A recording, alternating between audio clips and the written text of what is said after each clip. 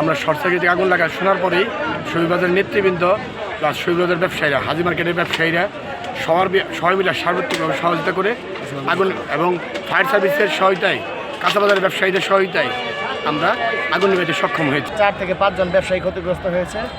তো আমরা ধারণা করতেছি প্রায় এখানে 1 কোটি টাকার উপরে ব্যবসায়ীদের ক্ষয়ক্ষতি হয়েছে। সর্বোপরি আমাদের 4টি দোকান ক্ষতিগ্রস্ত হয়েছে, প্রায় কোটি টাকার উপরে আমাদের ব্যবসায়ীদের সম্পদের ক্ষতি হয়েছে, ব্যাপকভাবে ক্ষতি হয়েছে।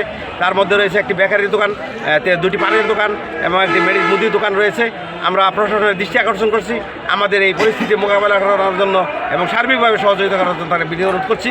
টানা তৃতীয়বার অর্জন করেছে দেশের সেরা সুপার ব্র্যান্ড স্বীকৃতি বসুন্ধরা টিস্যু।